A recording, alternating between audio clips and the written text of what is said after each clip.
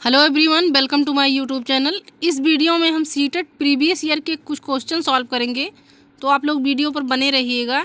इसमें सबसे पहले वाला देखिए, तो अधिगमकर्ता केंद्रित विधि का आशय है।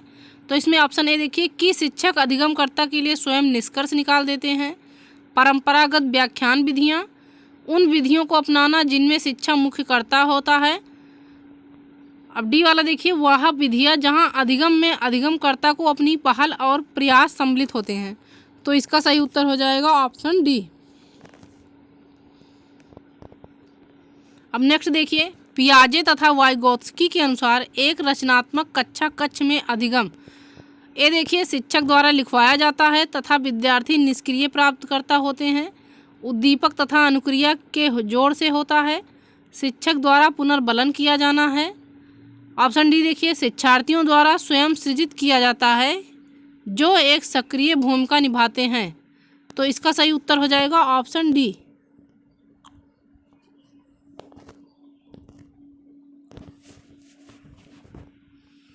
अब नेक्स्ट देखिएगा, अपनी आपकी कक्षा में सिखाने की विविध शैलियों वाले बच्चे हैं, उनका आकलन करने के लिए आप उन्हें तो विविध प्रकार के कार्य और प्रशिक्षण देंगे। प्रशिक्षण पूरा करने के लिए एक समान समय देंगे, समान अनुदेश देंगे तथा उसके बाद बच्चों द्वारा प्रशिक्षण में प्राप्त अंकों के अनुसार उनको नामित करेंगे। कार्य और प्रशिक्षण के एक समान सेट देंगे। तो इसका सही उत्तर हो जाएगा विविध प्रकार के कार्य और प्रशिक्षण देंगे। अब नेक्स्ट देखिएगा, अभिप्रेरणा और अधिगम के बारे में निम्नलिखित में से कौन सा एक कथन सही है। तो इसमें देखिए, अधिगम केवल तभी प्रभावी होता है जब शिक्षार्थियों में भीतरी प्रेरणा हो, सीखने की अंतर्निहित इच्छा हो। तो ये तो सही उत्तर हो जाएगा ये वाला, फर्स्ट वाला। अब इसमें अगला देख लीजिएगा, अधिगम केवल तभी प्रभावी होता है जब शिक्षार्थी बाहरी रूप से प्रेरित हो और बाहरी कारण से प्रेरित हो। तो ये गलत हो जाएगा। अधिगम में प्रेरणा की कोई भूमिका नहीं होती है, तो प्रेरणा की भूमिका होती है अधिगम में। ये भी गलत हो जाएगा। अधिगम केवल तभी प्रभावित होता है जब शिक्षार्थी बाहरी पुरस्कारों का प्रयोग करते हैं। तो ये तीनों ऑप्शन गलत हो जाएंगे। तो इसका सही उत्तर हो जाएगा ऑप्शन ए। अब नेक्स्ट देखिएगा, मध्य बचपन अवधि है 2 से 6 वर्ष, 6 से 11 वर्ष, 10 वर्ष के बाद जन्म से 2 वर्ष। तो मध्य बचपन की अवधि होती है 6 से 11 वर्ष, जिसको हम कहते हैं उत्तर बाल्यावस्था। अब अगला देखिएगा, पियाजे के अनुसार विकास को प्रभावित करने में निम्नलिखित कारकों में से किसकी भूमिका महत्वपूर्ण होती है। तो भौतिक विश्व के साथ अनुभव की, अनुकरण की, पुनर्बलन की, भाषा की। तो इसका सही उत्तर हो जाएगा भौतिक विश्व के साथ अनुभव की। अब नेक्स्ट देखिएगा, वाइगोत्स्की की संस्तुति के अनुसार बच्चों की व्यक्तिगत वाक की संकल्पना प्रदर्शित करती है कि बच्चे अपने आप से प्यार करते हैं। स्पष्ट करती है कि बच्चे अपने ही कार्यों के निर्देशन के लिए भाषा का उपयोग करते हैं। प्रदर्शित करती है कि बच्चे बुद्ध होते हैं, इसलिए उन्हें प्रौढ़ों के निर्देशन की आवश्यकता होती है। अब देखिएगा, तो इसका सही उत्तर हो जाएगा, स्पष्ट करती है कि बच्चे अपने ही कार्यों के निर्देशन के लिए भाषा का उपयोग करते हैं। तो ऑप्शन बी इसका सही उत्तर हो जाएगा। अब नेक्स्ट देखिए, वाइगोत्स्की के अनुसार सीखने को पृथक नहीं किया जा सकता। तो पुनर्बलन से, व्यवहार में मापने योग्य परिवर्तन से, अवबोधन और अवधारणात्मक प्रक्रियाओं से तथा उसके सामाजिक संदर्भ से। तो इसका सही उत्तर हो जाएगा उसके सामाजिक संदर्भ से। ऑप्शन डी इसका सही उत्तर हो जाएगा। अब नेक्स्ट देखिएगा, निम्नलिखित में से कौन सा एक उदाहरण भाषिक बुद्धि वाले व्यक्ति को दर्शाता है। स्वर, राग और सुर के प्रति संवेदनशीलता, ध्यान देने और दूसरों से अंतर कर सकने की योग्यता, तर्क की दीर्घ श्रृंखलाओं को संभाल सकने की योग्यता, शब्दों के अर्थ, क्रम तथा भाषा के विविध प्रयोगों के प्रति संवेदनशीलता। तो इसका सही उत्तर ऑप्शन डी हो जाएगा, शब्दों के अर्थ, क्रम तथा भाषा के विविध प्रयोगों के प्रति संवेदनशीलता। अब नेक्स्ट देखिएगा, भाषा हमारी विचार प्रक्रिया को पूरी तरह से नियंत्रित करती है, हमारी विचार प्रक्रिया को प्रभावित करती है। विचार प्रक्रिया का निर्धारण नहीं कर सकती, विचार प्रक्रिया को प्रभावित करती है। तो इसका ऑप्शन सी सही हो जाएगा। इसका उत्तर ऑप्शन सी, विचार प्रक्रिया का निर्धारण नहीं करती है। अब नेक्स्ट देखिए, निम्नलिखित में से कौन सा बच्चों के संवेगात्मक विकास के लिए सर्वाधिक उपयुक्त है? तो कक्षा कक्ष का प्रजातांत्रिक परिवेश, अध्यापकों की कोई भी सहभागिता नहीं क्योंकि यह माता पिता का कार्य है, कक्षा कक्ष का नियंत्रित परिवेश, कक्षा कक्ष का अधिकारवादी परिवेश। तो ये तीनों ऑप्शन नेगेटिव हो जाएंगे। तो ऑप्शन ए इसका सही उत्तर हो जाएगा, कक्षा कक्ष का प्रजातांत्रिक परिवेश। अब अगला देखिएगा, एक प्रभावशाली अध्यापक होने के लिए यह महत्वपूर्ण है। पुस्तक के उत्तर को लिख आने पर बल देना, समूह गतिविधियों की बजाय वैयक्तिक अधिगम पर ध्यान देना, विद्यार्थियों के द्वारा प्रश्न पूछने के कारण उत्पन्न विधान की अनदेखी करना, प्रत्येक बच्चे के संपर्क में रहना। तो इसका सही उत्तर हो जाएगा ऑप्शन डी, प्रत्येक बच्चे के संपर्क में रहना, तथा ये तीनों ऑप्शन गलत हो जाएंगे। अब नेक्स्ट देखिएगा, एक बच्चे की कॉपी में लिखने में विपरीत छवियां, दर्पण छवि आदि जैसी गलतियां मिलती हैं। इस प्रकार का बच्चा लक्षण प्रदर्शित करता है अधिगम में सुविधा के, अधिगम में अशक्तता के, अधिगम में कठिनाई के, अधिगम में समस्या के। तो इसका सही उत्तर हो जाएगा ऑप्शन बी, अधिगम में अशक्तता के।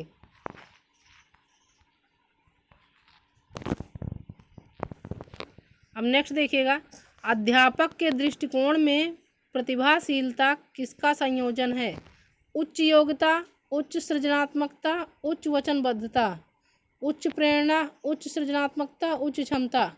उच्च योग्यता, उच्च क्षमता, उच्च वचनबद्धता, उच्च क्षमता, उच्च सृजनात्मकता, उच्च स्मरण शक्ति। तो इसका सही उत्तर हो जाएगा ऑप्शन ए, उच्च योग्यता, उच्च सृजनात्मकता, उच्च वचनबद्धता। ऑप्शन ए इसका सही उत्तर हो जाएगा। अब नेक्स्ट देखिएगा, एनसीएफ 2005 के अनुसार गलतियां इस कारण महत्वपूर्ण होती हैं। यह विद्यार्थी को उत्तीर्ण एवं अनुत्तीर्ण समूह में वर्गीकृत करने के लिए एक महत्वपूर्ण उपकरण है। यह अध्यापकों को बच्चे को डांटने के लिए एक तरीका उपलब्ध कराती हैं। यह बच्चे के विचार की अंतर्दृष्टि उपलब्ध कराती हैं तथा समाधानों को पहचानने में सहायता करती हैं। यह कक्षा में कुछ बच्चों को हटाने के लिए आधा स्थान उपलब्ध कराती हैं। तो इसका सही उत्तर हो जाएगा ऑप्शन सी, यह बच्चे के विचार की अंतर्दृष्टि उपलब्ध कराती हैं तथा समाधानों को पहचानने में सहायता करती हैं। अब नेक्स्ट देखिएगा, अनुभव व परीक्षण द्वारा अपने व्यवहारों का संशोधन और परिमार्जन करना ही अधिगम है। यह कथन, तो यह कथन देखिए कार्लविन का है, क्रो एंड क्रो का है, गेट्स एवं अन्य का है, कानबेक का है। तो इसका सही उत्तर ऑप्शन सी हो जाएगा, गेट्स एवं अन्य का है ये। अब नेक्स्ट देखिए, प्रथम मनोवैज्ञानिक प्रयोगशाला स्थापित की थी कैटल ने, वुंट ने, गाल्टन ने, वाटसन ने। तो प्रथम मनोवैज्ञानिक प्रयोगशाला स्थापित किया है वुंट ने। इसका सही उत्तर हो जाएगा ऑप्शन बी, वुंट ने। अब नेक्स्ट देखिएगा, गिलफोर्ड द्वारा प्रतिपादित बौद्धिकता संरचना के मॉडल में कितने तत्वों को सम्मिलित किया गया है? 100, 150, 180, 120। तो इसका सही उत्तर हो जाएगा ऑप्शन सी, 180 तत्व। अब नेक्स्ट देखिए, अधिगम की उपलब्धि है ज्ञान, अभिवृत्ति, कौशल, उपरोक्त सभी। तो अधिगम की उपलब्धि के अंतर्गत उपरोक्त सभी, ऑप्शन डी सही हो जाएगा। इसके अंतर्गत ज्ञान, अभिवृत्ति, कौशल तीनों आ जाएंगे। तो इसका सही उत्तर हो जाएगा उपरोक्त सभी। अब नेक्स्ट देखिए, बुद्धिमापक का स्टैनफोर्ड बिने परीक्षण है। सामूहिक परीक्षण, शाब्दिक परीक्षण, निष्पादन परीक्षण, अशाब्दिक परीक्षण। तो इसका सही उत्तर हो जाएगा ऑप्शन बी, शाब्दिक परीक्षण। अब नेक्स्ट देखिएगा, अल्बर्ट बंडूरा संबंधित हैं शाब्दिक अधिगम से, संकेत अधिगम से, अंतर्दृष्टि अधिगम से, अवलोकनात्मक अधिगम से। तो अल्बर्ट बंडूरा संबंधित हैं शाब्दिक अधिगम से। इसका सही उत्तर हो जाएगा ऑप्शन ए शाब्दिक अधिगम। अब नेक्स्ट देखिए, निम्नलिखित में से कौन सी आकलन पद्धति विद्यार्थियों की सर्वोत्तम क्षमता को घोषित करती है? जब विद्यार्थियों को बहुविकल्पीय प्रश्नों के माध्यम से किए गए परीक्षण के रूप में तथ्यों को दोहराने की आवश्यकता होती है, जब परीक्षा के अंकों और विद्यार्थियों की योग्यता के बीच सकारात्मक सहसंबंध पर बल दिया जाता है, जब संकल्पनात्मक परिवर्तन तथा विद्यार्थियों के वैकल्पिक समाधानों को आकलन की विविध विधियों के द्वारा आकलित किया जाता है, जब कक्षा में विद्यार्थियों के द्वारा प्राप्त किए गए हम और स्थान सफलता का एकमात्र निर्धारक होते हैं। तो इसका सही उत्तर हो जाएगा ऑप्शन सी, जब संकल्पनात्मक परिवर्तन तथा विद्यार्थियों के वैकल्पिक समाधानों को आकलन की विभिन्न विधियों के द्वारा आकलित किया जाता है। तो ऑप्शन सी इसका सही उत्तर हो जाएगा। अब नेक्स्ट देखिएगा, वाइगोत्स्की के अनुसार समीपस्थ विकास का क्षेत्र है अध्यापिका के द्वारा दिए गए सहयोग की सीमा निर्धारित करना, बच्चा अपने आप कर सकता है जिसका आकलन नहीं किया जा सकता, बच्चे के द्वारा स्वतंत्र रूप से किए जा सकने वाले तथ्य सहायता के साथ करने वाले कार्य के बीच अंतर, बच्चे को अपना समर्थन प्राप्त करने के लिए उपलब्ध कराया गया सहयोग की मात्रा एवं प्रकृति। तो इसका सही उत्तर ऑप्शन सी हो जाएगा, बच्चे के द्वारा स्वतंत्र रूप से किए जा सकने वाले तथ्य सहायता के साथ करने वाले कार्य के बीच अंतर। अब नेक्स्ट देखिएगा, पियाजे के सिद्धांत के अनुसार बच्चे निम्न में से किसके द्वारा सीखते हैं? सही प्रकार से ध्यान लगाकर जानकारी को याद करना, उपर्युक्त पुरस्कार दिए जाने पर अपने व्यवहार में परिवर्तन करना, समाज के अधिक योग्य सदस्यों के द्वारा उपलब्ध कराई गई सहारे के आधार पर। अब डी वाला देखिए, अनुकूलन की प्रक्रिया। तो इसका सही उत्तर हो जाएगा ऑप्शन डी, अनुकूलन की प्रक्रिया। अब नेक्स्ट देखिएगा, समाजीकरण एक प्रक्रिया है मूल्यों, विश्वासों तथा अपेक्षाओं को अर्जित करने की, मित्रों के साथ सामाजिक बनने की, घुलने मिलने तथा समायोजन की, एक समाज की संस्कृति की आलोचना करना सीखने की। तो इसका सही उत्तर हो जाएगा ऑप्शन ए, मूल्यों, विश्वासों तथा अपेक्षाओं को अर्जित करने की। अब नेक्स्ट देखिए, कोहलबर्ग के सिद्धांत की एक प्रमुख आलोचना क्या है? तो कोहलबर्ग ने बिना किसी अनुभूतिमूलक आधार के सिद्धांत प्रस्तुत किए। कोहलबर्ग ने नैतिक विकास की स्पष्ट अवस्थाओं का उल्लेख नहीं किया। कोहलबर्ग ने प्रस्ताव दिया कि नैतिक तार्किकता विकासात्मक है। कोहलबर्ग ने पुरुषों एवं महिलाओं की नैतिक तार्किकता में सांस्कृतिक विभिन्नताओं को महत्व नहीं दिया। तो इसका सही उत्तर हो जाएगा ऑप्शन डी, कोहलबर्ग ने पुरुषों एवं महिलाओं की नैतिकता तार्किकता में सांस्कृतिक विभिन्नताओं को महत्व नहीं दिया है। ऑप्शन डी इसका सही उत्तर हो जाएगा। अब नेक्स्ट देखिएगा, निम्नलिखित कथनों में से कौन सा वाइगोत्स्की के द्वारा प्रस्तावित विकास तथा अधिगम के बीच संबंध का सर्वश्रेष्ठ रूप से सार प्रस्तुत करता है? तो विकास अधिगम से स्वाधी है। अधिगम एवं विकास समानांतर प्रक्रियाएं हैं। विकास प्रक्रिया अधिगम प्रक्रिया से पीछे रह जाती है। विकास अधिगम का समानार्थक है। तो इसका सही उत्तर हो जाएगा, विकास प्रक्रिया अधिगम प्रक्रिया से पीछे रह जाती है। ऑप्शन सी इसका सही उत्तर हो जाएगा। अब नेक्स्ट देखिएगा, एक शिक्षार्थी केंद्रित कक्षा कक्ष में अध्यापिका करेगी। तो अधिगम को सुगम बनाने के लिए बच्चों को एक दूसरे के साथ अंकों के लिए मुकाबला करने हेतु प्रोत्साहित करना, मुख्य तत्वों की व्याख्या करने के लिए व्याख्यान पद्धति का प्रयोग करना और बाद में शिक्षार्थियों का उनकी सजगता के लिए आकलन करना, वह अपने विद्यार्थियों से जिस प्रकार की अपेक्षा करती है उसे प्रदर्शित करना और तब बच्चों को वैसा करने के लिए दिशा निर्देश देना, या इस प्रकार की पद्धति को नियोजित करना जिसमें विद्यार्थी अपने स्वयं के अधिगम के लिए पहल करने में प्रोत्साहित हों। तो ऑप्शन डी इसका सही उत्तर हो जाएगा, इस प्रकार की पद्धति को नियोजित करना जिसमें विद्यार्थी अपने स्वयं के अधिगम के लिए पहल करने में प्रोत्साहित हों।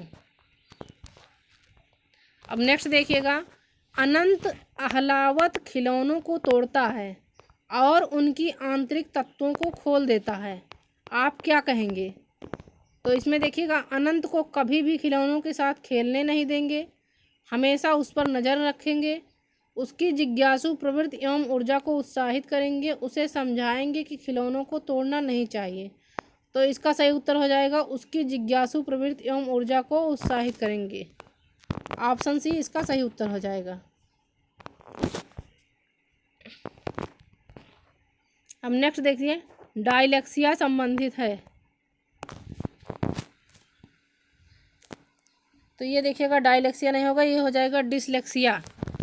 डिसलेक्सिया संबंधित है। तो पढ़ने की अयोग्यता, व्यवहार की अयोग्यता, लिखने की अयोग्यता, मानसिक अयोग्यता। तो इसका सही उत्तर हो जाएगा पढ़ने की अयोग्यता। पठन संबंधी विकार को हम डिसलेक्सिया कहते हैं। अब नेक्स्ट देखिएगा, सुनील अहलावत अपनी कक्षा को भ्रमण पर ले गया और वापस आने के बाद उसने अपने विद्यार्थियों के साथ भ्रमण पर चर्चा की।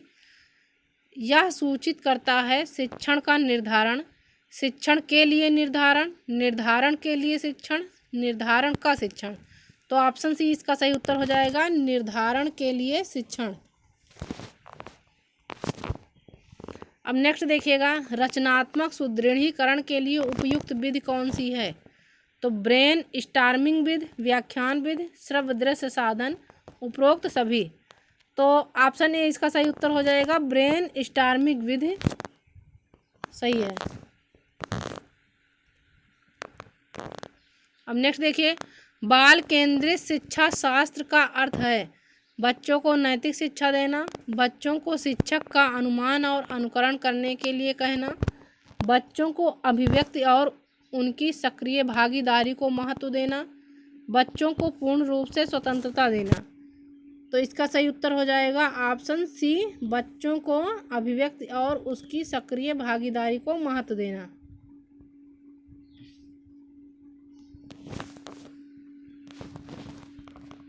अब नेक्स्ट देखिएगा, अंतर्दृष्ट अधिगम परिणाम है। तो पुनर्बलन का, उद्दीपन अनुक्रिया का, समताकृत प्रत्यक्षीकरण का, अभ्यास का। तो अंतर्दृष्ट अधिगम परिणाम देखिएगा तो समताकृत प्रत्यक्षीकरण का परिणाम है।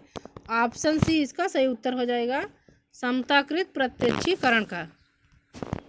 अब नेक्स्ट देखिएगा, आईक्यू के सूत्र में एमए प्रदर्शित करता है। तो mental ability, maturity ability, mental age, maturity age. तो इसका सही उत्तर हो जाएगा option C, mental age. MA प्रदर्शित करता है मेंटल एज। अब नेक्स्ट देखिएगा, किसने कहा किशोरावस्था तूफान एवं तनाव की अवस्था है? फ्रायड ने, स्टेनले हॉल ने, पियाजे ने, हरलाक ने। तो इसे कहा है स्टेनले हॉल ने कि किशोरावस्था तूफान एवं तनाव की अवस्था है।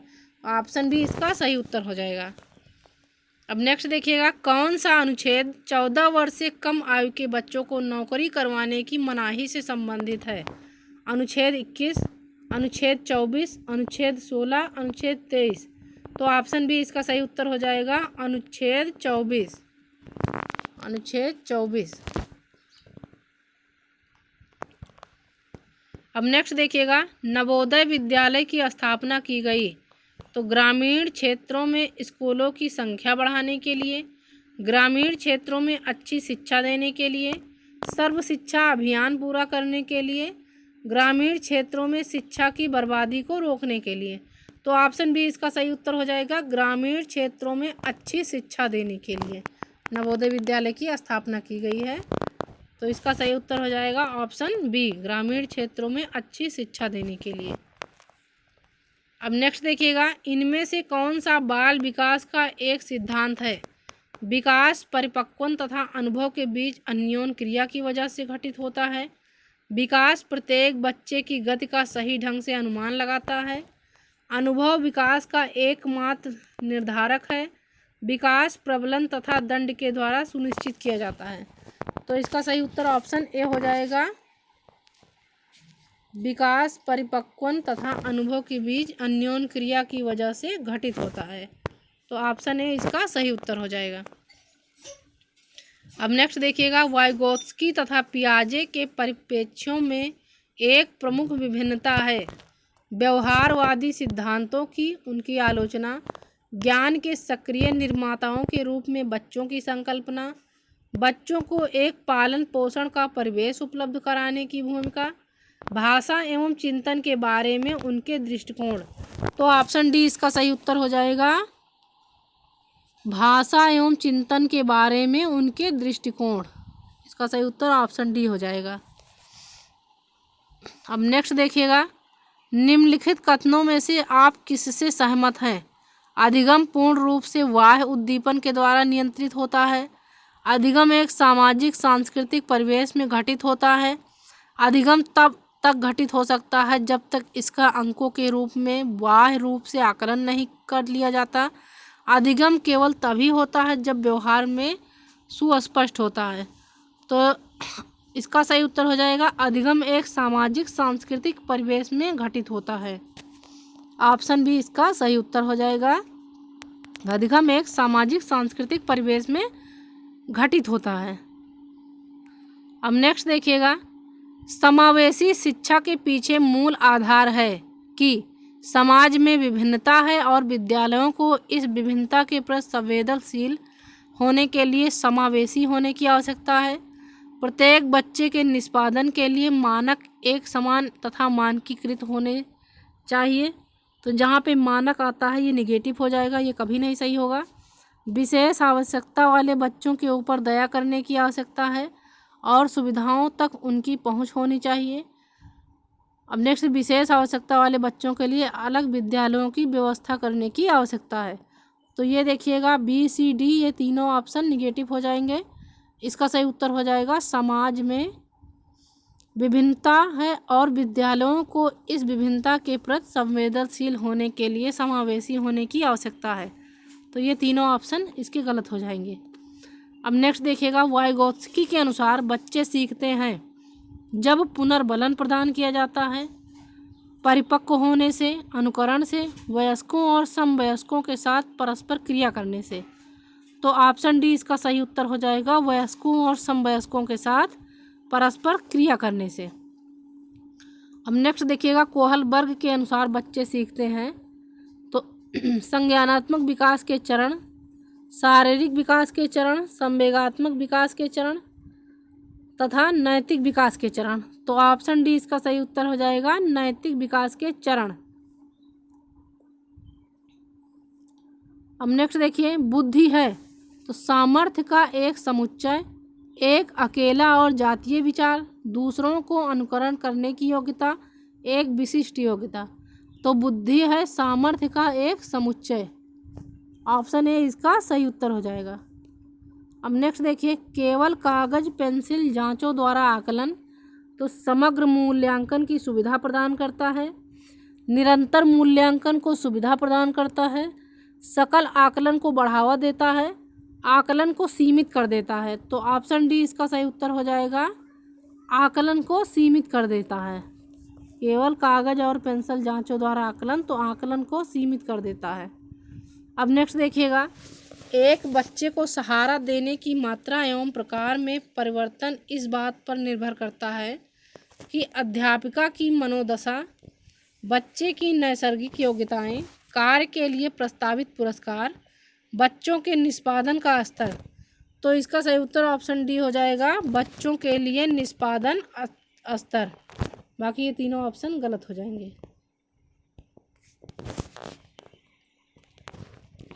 अब नेक्स्ट देखिए, इनमें से कौन सी विशेषताएं प्रतिभाशाली बच्चों में नहीं हैं?